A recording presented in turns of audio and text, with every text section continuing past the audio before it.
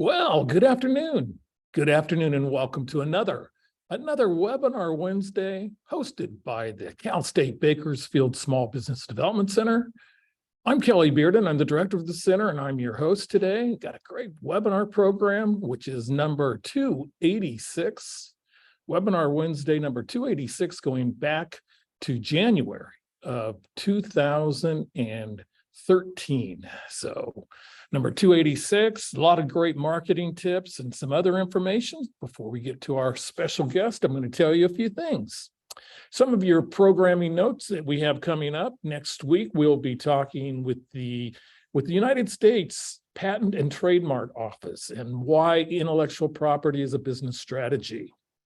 The following week, we'll get into, on the 23rd of August, small business lending with Raquel Jimenez with Access Plus Capital, and also some home childcare opportunities, great training programs from our friends Nurture, and getting some businesses started out of the home in childcare and really help relieve a great big burden and problem, and that's childcare in this economy we have going on now.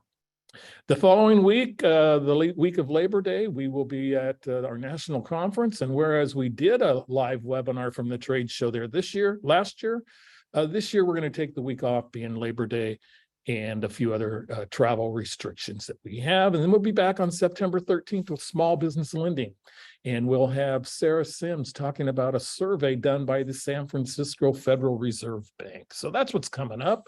But what's up today, August the 9th, 2023? Well, if you want some serious information on maximizing your small business marketing, partnerships, and collaborations, you are in the right place. And we will be with our special guest in just a little bit. But first, we're going to dabble in some Economic Corner, a regular feature here, and we're going to double down on two key topics. And briefly to discuss those, our resident economist, Dr. Evans, will be back next week. So it gives me the chance to play freelance economist, something I always like doing. So maybe not qualified, but going to do it anyway. And we'll talk about the City of Bakersfield Grant Program that is open and how you can take advantage. And hopefully maybe see if you are eligible to take advantage of $5, $10, or maybe even up to a $40,000 limited grant that is available through the City of Bakersfield. As part of that, the business of running a restaurant, a dynamic class offered by CSU Bakersfield through their extended education global office, will be actually starting in just about another few weeks. And there's still plenty of time to get that business of running the restaurant or other type of food service business. Our Capital Quarter, another one of our regular features, kind of gets into the downsides of paying less tax. I mean, we all know the great advantages of using wonderful tax deductions in our tax system to pay less tax, improve our cash flow. But what could be the downside of that? We'll touch on that with Capital Quarter. And winter storm damage, is it still impacting your business? Because there are still EIDL loans, which is the EIDL loan program through SBA is still available, the economic injury disaster loans. And as always, we'll take your questions. And as usual, we would have a poll, but no poll today, too much content. So we'll skip the poll this week and get right on with what we're going to get into. So let's start with our Economic Corner with our resident economist. Missing this week gives me the chance to look at a couple of key features that you might want to know about. And one of those is that, as we've spent a lot of time talking about inflation, and it has decreased, and that's a great thing. But one of the areas where it is not tending to decrease as rapidly is with food inflation. So that is being a problem area within the fight and battle to lower inflation. And so on a global basis, it's kind of a disruption that's going on around the world. And that is not only weather. And actually, you know, food these days is kind of global. I mean, so many of the raw materials and other sources come from outside of even the US for us. But for others, it is a disruption of exports to do with the hot weather that's been going on. And also, since Ukraine was such a big producer in grain exports, that is still being affected with grain prices around the world. And globally, it's even worse than it is here in the US. So here in the US, our food prices are up 4.6%, which is twice the amount of the latest inflation numbers. So food prices continue to be up, but it's even worse globally, with the UK up to 17.4%, Japan 8.9%, and France 14.3%. So we're still seeing problems with inflation, and a lot of that is in food inflation. And with a lot of the food service businesses out there, that is a problem trend that could continue. The other quick note on our economic corner is going to be, is the banking crisis over? Went through kind of a banking crisis with a run on deposits at Silicon Valley Bank. They ended up merging with another entity. They were making loans again, ironically, but still at a much reduced level, kept their autonomy as Silicon Valley Bank. But is the crisis really over? And it depends on who you listen to.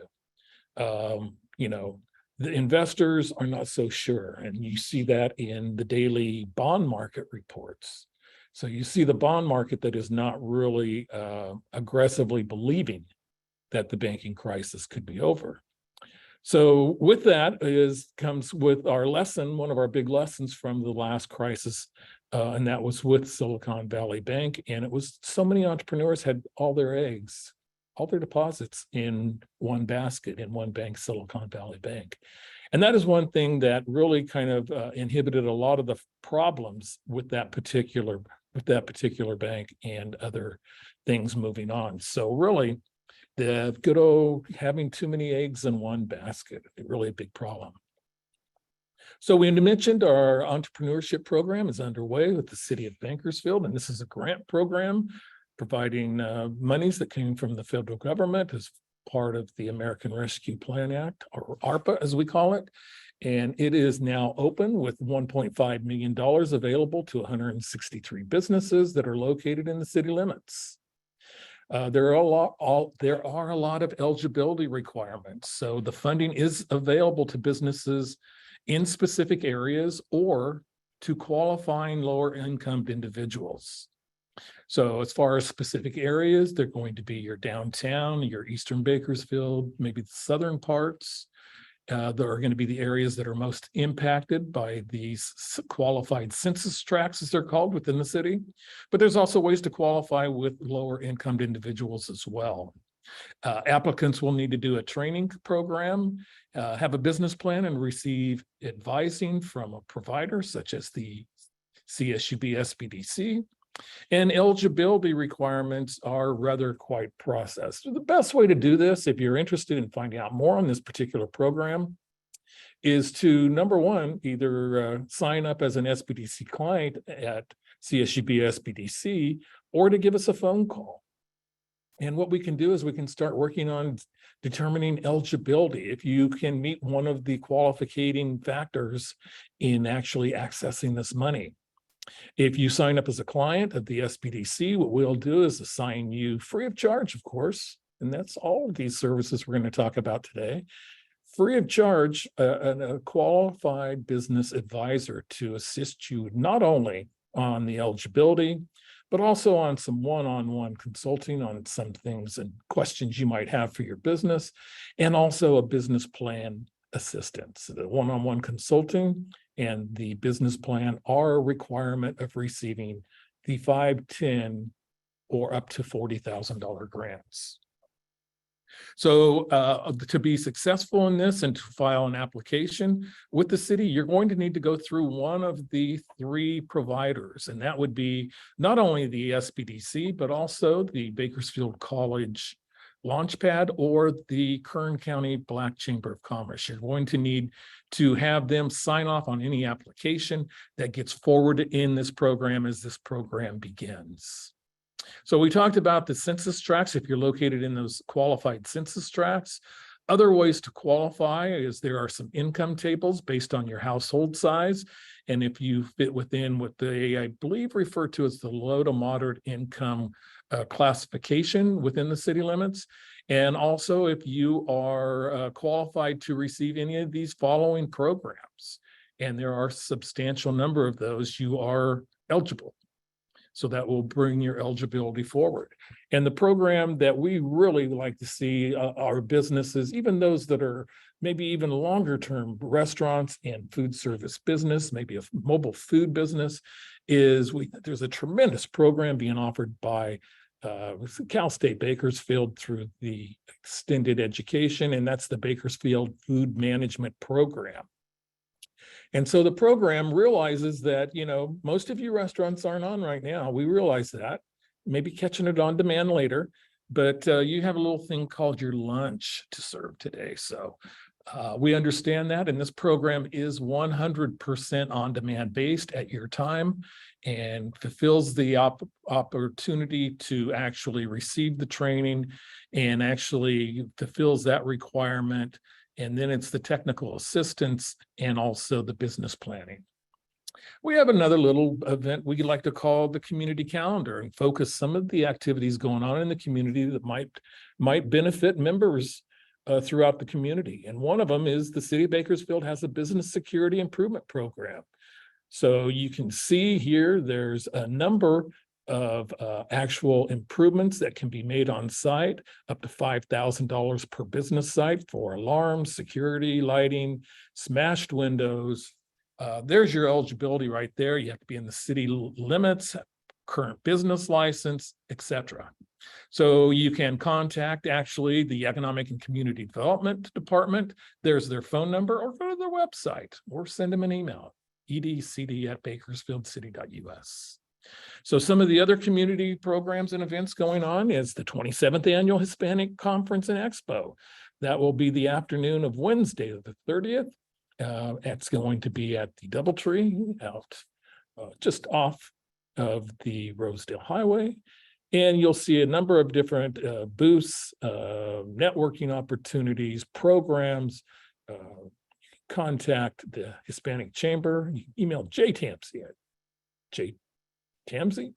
kchs.org. And I know they would want me to thank their Premier sponsor, Alta One Federal Credit Union.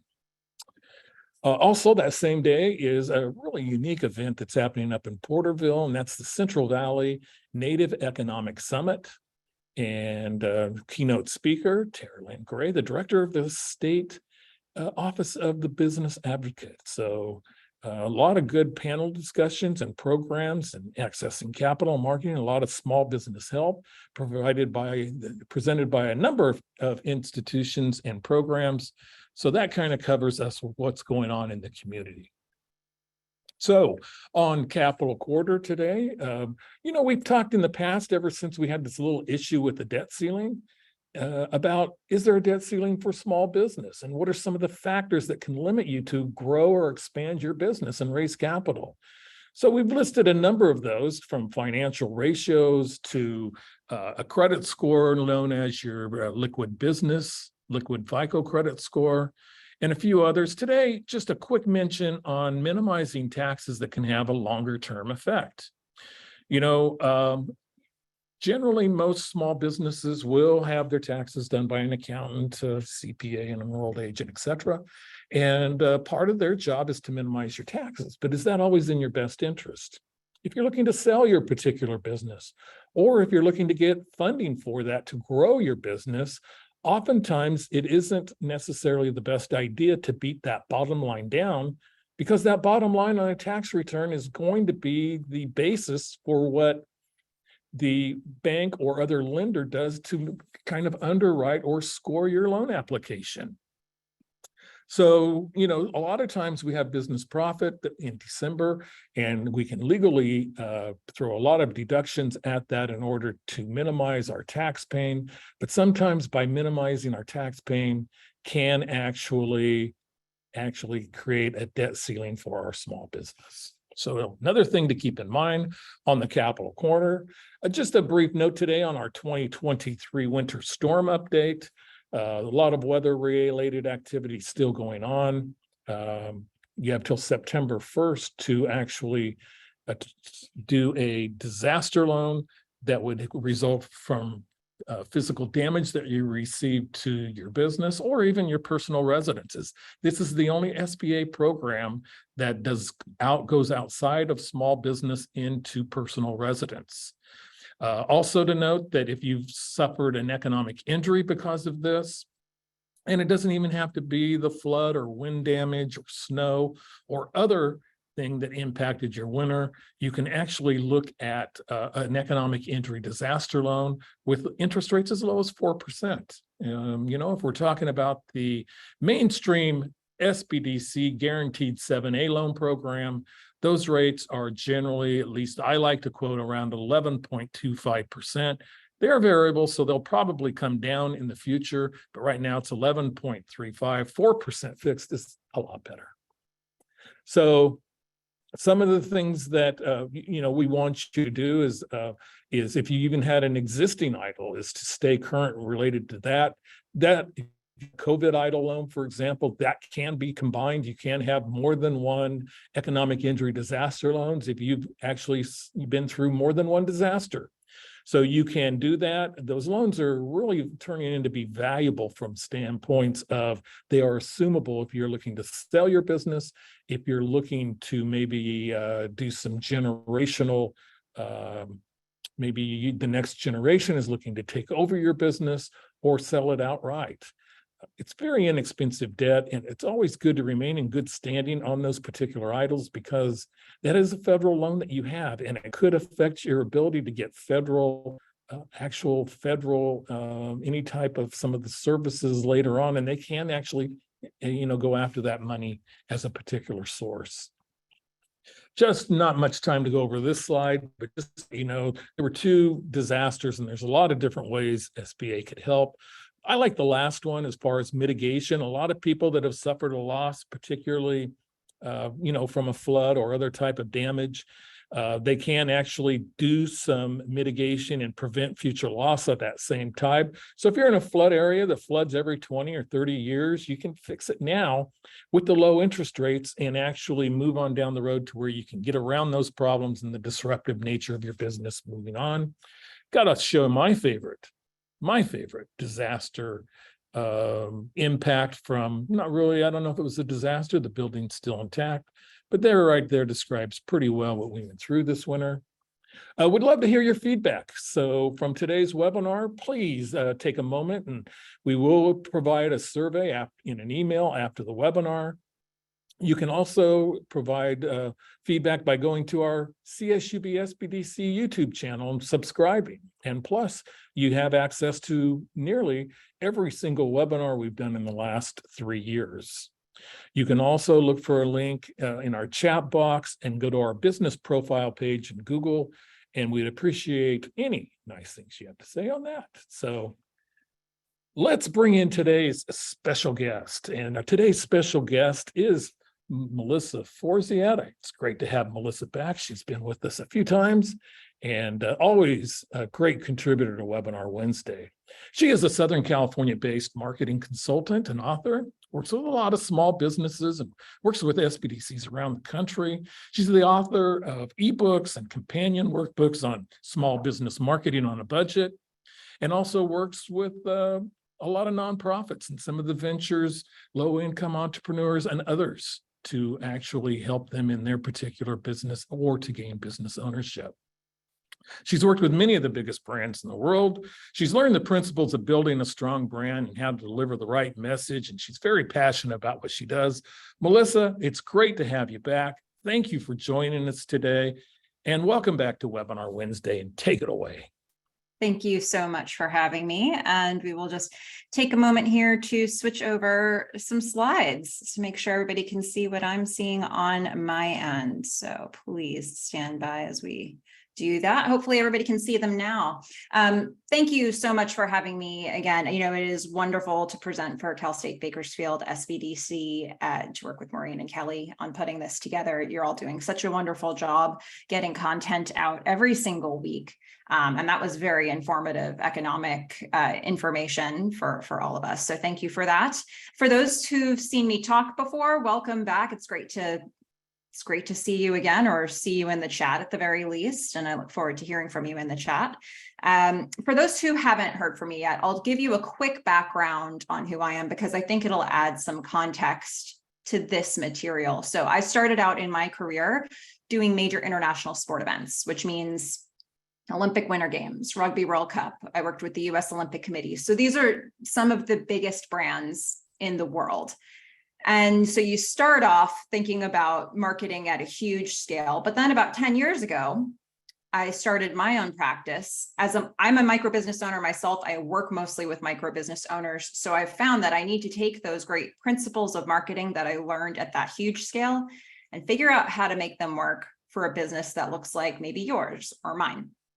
And so for me, marketing is all about being practical with your resources. There are a lot of marketers out there who will give advice making an assumption about budget that many small businesses don't have that kind of budget to play with, and so they can't implement the advice. So today's material is not necessarily complicated. It's not fancy marketing advice.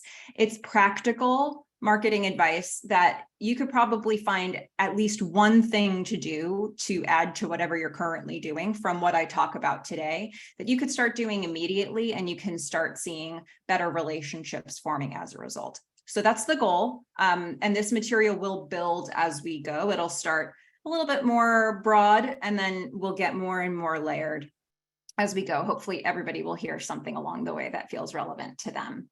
So a few quick housekeeping items before we jump in. Everybody here is on mute, but I do encourage you to still minimize distractions on your end, because the more you're thinking about your business in the context of this material, the more you're going to get out of this. So if the ringer is on your phone, or if there's a messaging device on in the background, this is a good time to shut that down.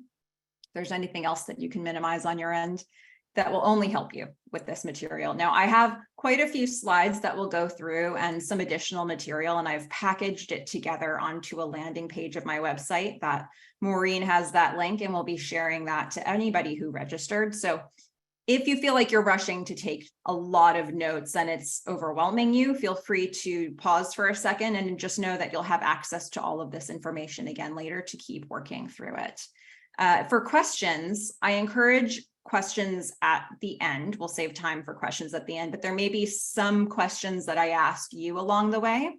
And when I do that, I encourage you all to respond in the chat. Make sure your chat is set to everyone so that everyone can see your responses. It'll help us make sure we're staying on the right track with this material. All right, here's how we'll do it. So we're going to talk first about word of mouth marketing. And a lot of what I talk about in that section is going to be really common sense marketing, but very detailed, and things that you can do that maybe you haven't already done. Then we're going to build from there. We're going to go from talking to people you already know to talking to people who perhaps you don't know yet, finding business allies for your business. And once you've done that, once you've found those people, what do you do? Well, we're going to talk about how to collaborate. So we have a lot to get through here, but I believe we can do it. So let's jump in. Let's talk about profiting with partnership marketing. All right, first things first, word of mouth marketing. A lot of people ask me what my favorite type of marketing is, and they assume that it's going to be word of mouth. And word of mouth is a really good thing, but I think it's something that we need to talk through what that actually looks like for your business, because it's not necessarily a passive thing the way I think a lot of us interpret it to be. But this is something that's a really smart place to start for your business if you're launching, if you're pre-launch, if you're launching something new. And if you're past all those phases and you've been in business for a while, it never hurts to make sure the people in your world know what you're doing, because you just never know where the good contacts are going to be. So having said that, I want to pose a question to you to begin, just to see how we're doing as a group. Now, if you're on with us live, go ahead and respond in the chat just to give us a sense. This is sort of our barometer for how we're doing right now. On a scale of 1 to 10, how much work would you say you're doing for word of mouth? I'm not going to define this yet. I want you to go with your gut on what you think that means. 1 would be not a ton, 10 would be constantly thinking about it. So far we're getting 8, 5, 6. We're in a 3, 2, we're kind of spread between a 2 and an 8 right now. I'd say we're probably averaging out somewhere in the middle. Alexis is jumping in with a 2. Okay, we're getting a bunch of 2s now. All right, we have a pretty big spread. I think 2 to 8 has been our range so far. And it looks to me like we're averaging out sort of in the middle, but we have a lot of people on that lower end of like the 2 to 3 range. Manny's jumping in with a 4, and he's jumping in with a 4. Okay. We really do have quite a range here. So for those of you who feel like you're doing a lot of really strong work in this area, stay tuned for anything that I share that could be a refinement of your strategy. And then you're going to want to really listen into the partnership marketing pieces. For those of you who feel like Sally does, who says 1 with a frowny face, this will be, I think, the most important area for you to start to make sure you're building momentum in the right way. So this is a really helpful place to begin. And I can see we have quite a range of people who are here live. And if you're not on with me live, I think it's good for you to take a moment just to evaluate this for yourself as well. Well, let's put a little more context to this. I know I didn't define anything about that question when I asked it. That was really about what your gut feeling was. And now I'm going to backtrack, and now I'm going to talk through what I mean by that question. So here's the thing. You don't need to wait for word of mouth marketing to come to you. And I think that is a misconception about word of mouth or referral marketing. You might also hear me call this referral marketing today. A lot of times people tell me they love word of mouth marketing. And I think they say that because they feel like it's the kind of marketing they don't have to do. Like somebody came to them and said, oh, I heard about your business from so-and-so, and it's a great surprise, a happy day for the business owner. But if you want this to be something that's a machine that's rolling for your business, you do want to put a little effort into making sure that the right things are being said by the right people. So this is something that we can take a much more active stance in. And at the end of the day, when you think about it, everybody in your community could be part of helping to share your story. Think about everybody as potential ambassadors for what you're doing. What message are they sharing? That's something that you really want to make sure that you're getting the right clarity out to them so that they know what they're supposed to be saying. So with that said, how do we do that? Well, again, we're starting with a piece that seems like common sense, but there are some details here that we want to make sure we're taking care of and that we're actually doing them so that we're setting that momentum in place. There are going to be 3 keys that we can focus on to building that word of mouth or those referrals. Now, the first one, and this one is so important, is finding your controlled message. Now, chances are, if you're in business, you've probably heard about some different types of statements, like maybe mission statements or vision statements or wow statements. There's a lot of statements out there. Elevator pitches, people say, what's your business? And they're expecting this big speech from you. But in reality, my question is, how much can the listener actually remember of your speech? Probably not a ton. And so we need to really focus in and help dissect that information and boil it down to its very most basic parts for the listener so they can actually remember what we're saying. So let me just give you an example of this. I told you at the start that earlier in my career, I was working major international sport events. So in that world, I had these really fancy, long, complicated job titles. And here's one of them. When I worked in Vancouver for those Olympic Games, my job was Deputy Manager of Venue Press Operations for the Vancouver Organizing Committee for the Olympic Winter Games. That was my title. It was on my business cards. It was in my email signature, that whole thing. When I said my job title to somebody in that world, they knew exactly what that meant. They knew what I did, who I did it for, what department I was with, and probably more importantly, they knew what can we talk about in this meeting? Okay, you do this, I do this. This is the conversation we need to have. So my job title was very informative for the people in that circle. But outside of that circle, probably wasn't all that useful. And I discovered that when I would visit family and friends who weren't in that line of work. And they would introduce me to somebody and I'd listen for what that introduction was. They'd say, okay, here's Melissa. She's and they'd fill in the blank with a lie. Every single time, it was a lie. No matter how well I thought somebody knew me, no matter how much I assumed that they knew what I did for a living, they never said actually what I did. But what I noticed was that they were usually able to remember certain key words like Olympic, or a lot of them would remember deputy, or, they would think of a word they thought of me with. Like a lot of people remembered me as having done gymnastics, so that they'd introduce me as an Olympic gymnast. But that's not what I did. They would take the words they remembered and they'd fill in the rest to make sense to them. And this is what they were doing when I was standing next to them. So what was happening when I wasn't? They'd be sort of saying it cautiously, looking at me like, am I saying the right thing? And when I'm not there, what does that even look like? What happens in those introductions when you're not there to oversee them or make little corrections along the way? So what ends up happening is, maybe somebody hears the wrong introduction and they're not interested in your business and they don't pursue anything. Well, would they have been interested if they had heard the right introduction? If they hear the wrong thing and they are interested, if somebody heard that I was an Olympic gymnast and they were like, oh, tell me everything about that. I have no stories about that because I wasn't an Olympic gymnast. So the first thing I have to do is very awkwardly correct misinformation, which isn't a great foot to start off on in a conversation with a new lead. So the question is, what are people saying about your business? And before they can know what to say about your business, you have to know, and you have to tell them what it is.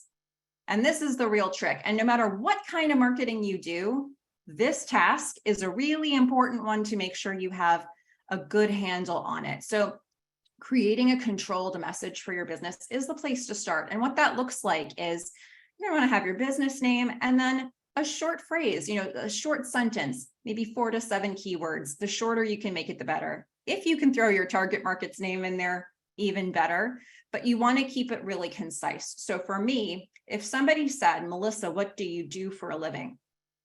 I might say, I help small businesses market on a budget.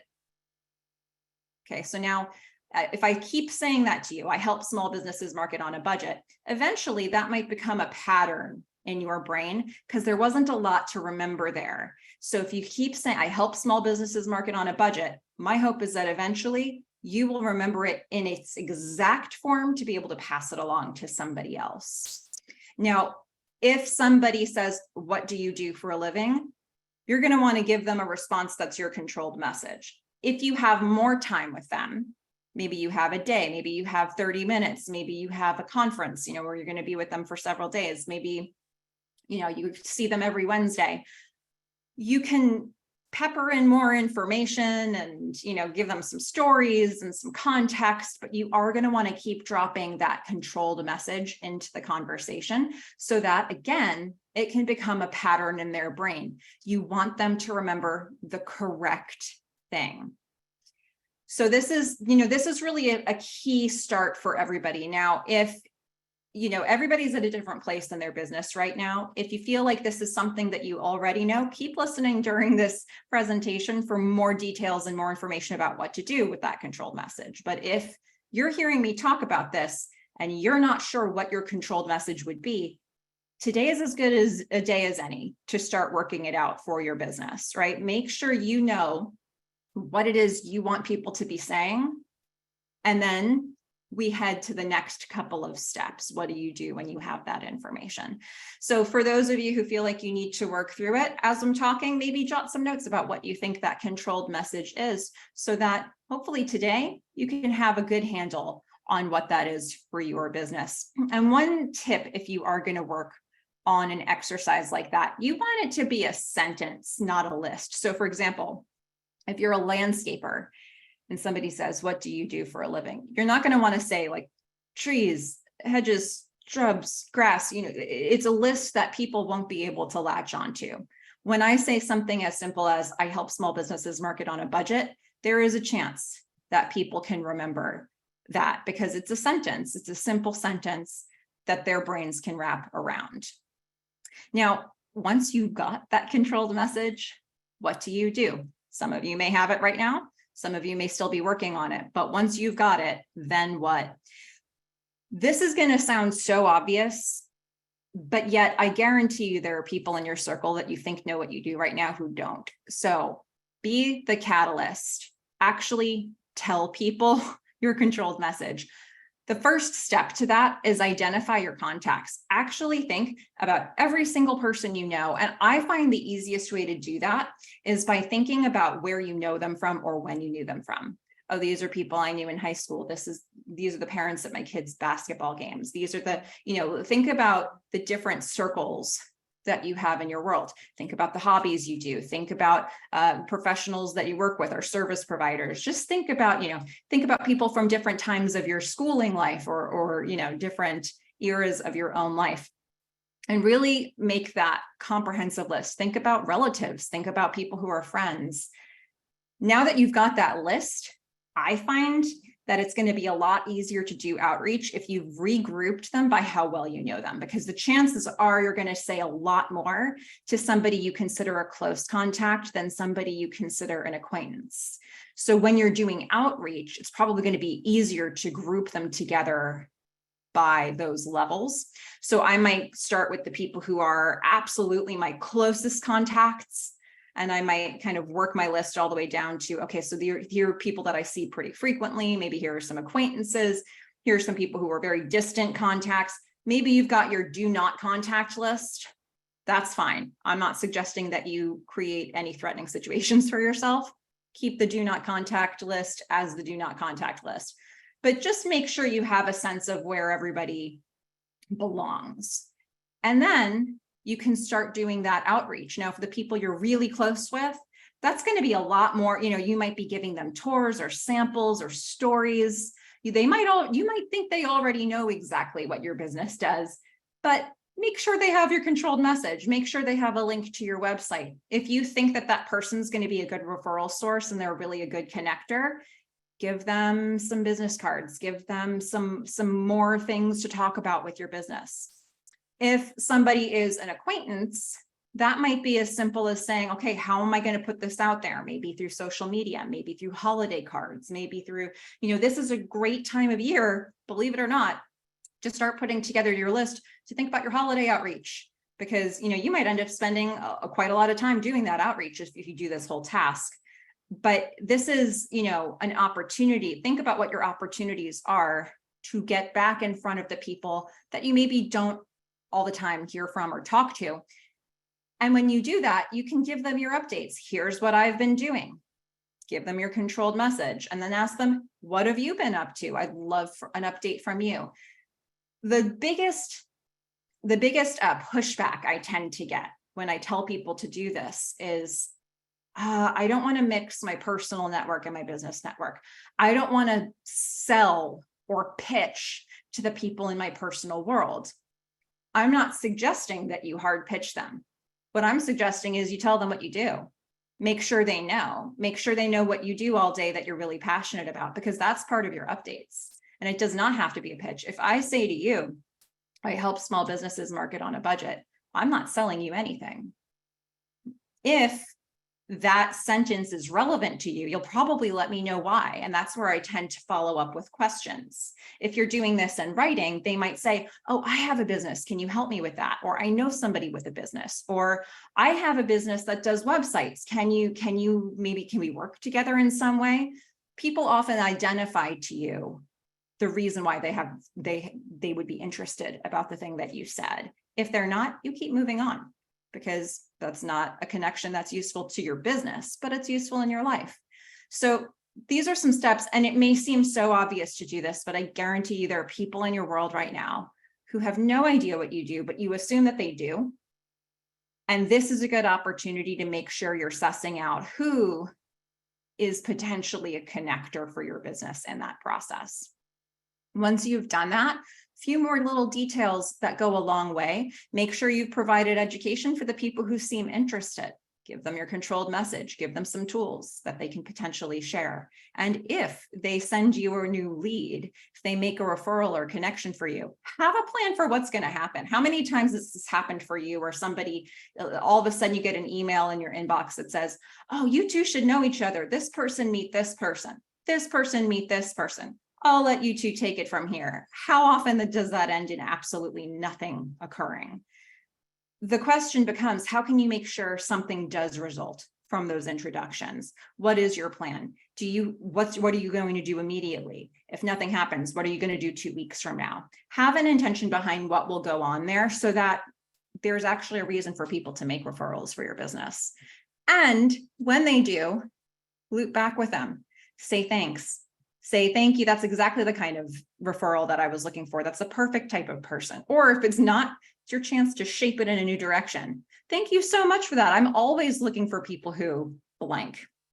And you get to tell them what you're looking for. And I often find that on the back of a thank you, you might get another referral.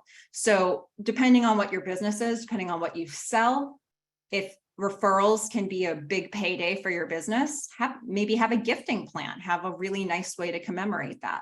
If it's not a huge payday for your business, but it's still really nice, find other ways to thank them that will be within your budget. But if you can do all of these things, you're actually going to create a lot more momentum in your business than you'd think you would. And sometimes it comes from really unexpected places. Now, having said all that, we also want to talk about how do you make business connections for your business? How do you find new people who could potentially be interested in what you do? So finding business allies for your business is something that I would call partnership marketing. This is about collaboration, finding other businesses or influencers that you can connect with, and you could provide some mutual benefit for each other. It's basically about leveraging communities and accessing each other's communities. And usually you can do this kind of thing for free to start. It just takes time to find and build those relationships, which is why I tend to recommend this a lot to businesses that work with me. So I wanted to go through 4 different types of partners that you could potentially look for. The first one is just looking for compatibility, right? And compatibility could be in your offerings or in your target market. So if I make shoes and you make shoelaces, there could be a lot of ways that we work together, even maybe down to production. But for a lot of us, a good partner is more likely to be somebody who has a common target market. So if I'm reaching mothers of 2-year-olds and you're reaching mothers of 2-year-olds, we can help each other reach mothers of 2-year-olds. So I'm often encouraging people to come up with a list of different types of businesses, categories of businesses that are reaching a similar target market, and saying, how can you start looking for those businesses so you can start becoming allies with each other and helping each other cross market. Now, a slight twist on that. It's not so much that this is different from the last one, but it's in addition to that one. A business does not have to look exactly like yours or be structured exactly like yours to be a good partner. And a lot of times this goes out the window when we think of businesses at a different structure, or that have a different model than we do. Like a nonprofit and a small business can potentially partner together, and it doesn't have to be about you sponsor me and give me money and I give you nothing. It could potentially be about we're both reaching a common audience. So how can we do that together? How can we, share newsletter information in our newsletters about each other, or you do verbal referrals? How can we spread the word? It doesn't always have to be that it looks imbalanced. I'm asking you for a favor. No, if you both have businesses and you're both reaching a common target market, there's probably quite a lot that you can do to support each other. So try to keep that in mind when you're looking for businesses that you could partner with. Now, a third one, and it may not always feel relevant, but hyperlocal companies or influencers are a really important place to network as well, because you just never know.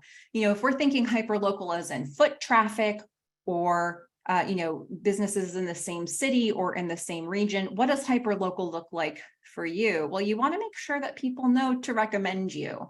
I once had not necessarily a client that I worked with, but when I was living in Seattle, I used to do box office tickets. I would volunteer once every couple weeks to do box office tickets for a local comedy theater. And one day, just out of the blue, Mila Kunis and Ashton Kutcher walked into this theater. And I sold them tickets and they went inside and they had a great time. But I found out later that that almost didn't happen because somebody who had seen them earlier in the evening had noticed that they went to the ice cream shop 3 doors down and they asked the person scooping their ice cream what they should do in that town on a Saturday night. And that person told them to leave that town, to go one town over and to check out like the locks in the salmon hatchery at night. Terrible activity to recommend at night. And also there was a live comedy show 3 doors down from them, but they just didn't think to recommend it. And the question is, how can you make sure that the businesses in your area are thinking of you to recommend you? You know, Mila and Ashton came to the theater that night because they happened to turn right instead of left when they went outside of the shop. They saw the sandwich board. I still happened to be selling tickets. You know, we hadn't closed up for the night yet. That was a lot of luck.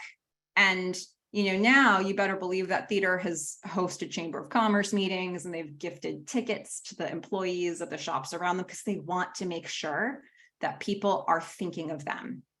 So make sure that that's happening for your business as well. And I'm going to throw a 4th category in here for you. For some of you, this may be an uncomfortable word to see on the screen. For some of you, maybe it seems very natural. Competitors can be a really good source of information, of overflow business. You know, I think if we saw nothing else during COVID, we saw a lot of businesses reaching across the aisle of their own industry to find ways to save their industry together. And I think that really good relationships potentially formed out of that in a lot of cases. The question is, what can we do about that on a day-to-day basis? So again, if you feel like there's bad blood with a competitor, I'm not suggesting that you get into a sticky situation with them. But is there something that can be done with a competitor? So I'm throwing into this slide deck, this slide, which is meant to be sort of one pager that you can print out and just have with you anytime you're encountering other businesses. I actually encourage everybody right now, because I've introduced myself and my business, take a moment. If you've thought of your controlled message, feel free to put it in the chat. And everybody look at those different responses in the chat and see if there's somebody you could partner with so you can find a way to start that connection or look them up later. So if you feel like it, this is an excellent time to say, my business name is blank and give us your controlled message. What do you do? And who knows, I'm going to continue with the presentation, but just passively as you're going through, look to see if any of those responses in the chat meet one of these criteria for a type of partner that would be good for your specific business. If it's compatible, even if it's a different business structure, maybe it's a hyperlocal business that has a lot of foot traffic that would make sense for you. And maybe it's a competitor. Are there any in there that make sense? Anywhere you meet businesses is a good opportunity for you to shop for partnerships and look for good relationships, including this forum. Now, once you've found those people, how do you collaborate? What do you do with it? So you've already done the first step, identify who would be the right type of partner to have. And then you want to propose your common business interests. It may be that you don't both need the same thing, but you decide that you can both help each other. I want to be connected with this one person. Great. I want to meet people in this target market. Great. We can both help each other with those things. Awesome. We can be partners and we can find a way to do that. Once you've done that, now you're going to define tactically how you're going to get there. And so I included this slide as just some very quick ways to start to look at that. Now there's sharing information, there's promoting each other, and then there's collaborating. Sharing information would be like, I can't be in every room, you can't be in every room, but we might be in rooms where we hear about opportunities that could be good, and we're going to share those with each other. Or we might share current events, things that are coming ahead, in the near future that may affect each other. It could be something more formal, like we're going to set up an actual mastermind group where we're going to specifically sit down with a structure and talk about how to improve our businesses. From a promotion standpoint, you can do something as complicated as a co-branded event. That's probably the most logistically complicated thing you can do to help each other market. It could be as simple as just advocating for each other, doing referrals for each other, putting in a good word when opportunities arise, or it could be something more coordinated around cross-marketing or cross-advertising. Sharing content from social media or in newsletters or having postcards in each other's locations. There's all kinds of things that you could potentially do that fall under that promotional category. Also, collaboration could look like a joint offering. Everybody who needs this probably needs this from your business. So what can we do to make sure that everybody who gets this thing hears about this thing? You can really look through different ways and models of how to do that. But if you know that everybody is going to need both of those things, it's actually a value add for everybody to share that information during the process.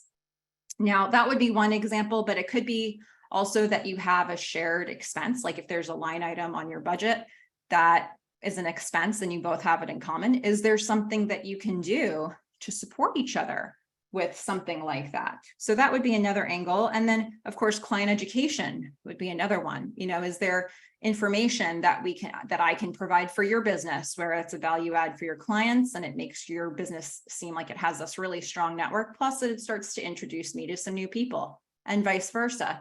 So you're looking for ways that there's benefit for everybody in some way from the things that you do. If you find any potential partners out there, you can take something like this, bring it to them and start discussing what are some of the options that are available. So at the end of the day, most types of marketing can involve collaboration. And I know that I've been going through this really quickly, but I want to make sure we do save some time for questions. So I'll just wrap by saying, help your community to help you. Everybody can be an ambassador for you. So how are you empowering people to do that?